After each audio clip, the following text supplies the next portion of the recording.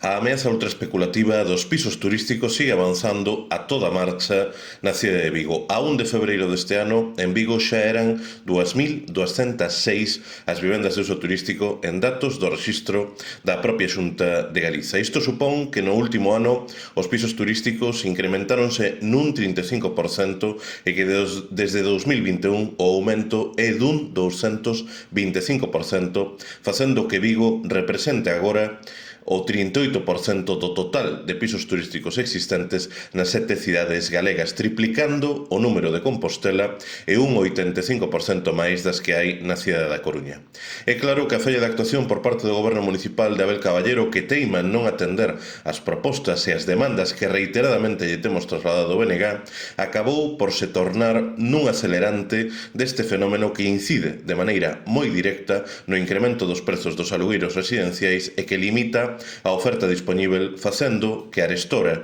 por cada vivenda libre para alugueiro haxa 5 destinadas a pisos turísticos. Diante desta situación, o BNG volvemos a interpelar hoxe no Consello da Xerencia Municipal de Urbanismo ao Goberno de Caballero para que se realicen inspeccións urbanísticas que permitan determinar se todas estas vivendas de uso turístico operan respeitando a legalidade, coa preceptiva comunicación previa de actividade que debe ser eficaz e que desde o 3 de xaneiro deste ano debe contar con a autorización da Comunidade de Propietarios e Propietarias após a recente modificación da Lei de Propiedade Horizontal, e tamén estas inspeccións deben servir para determinar se estes pisos turísticos reúnen ou non as condicións exixidas de habitabilidade e seguridade. É imprescindível que o Concello realice ese control no exercicio das súas competencias urbanísticas, toda vez está acreditado que o rexistro da Xunta de Galiza do Partido Popular é un absoluto coladeiro sen filtros no que se dan de alta vivendas de uso turístico sen que estas acrediten operar legalmente.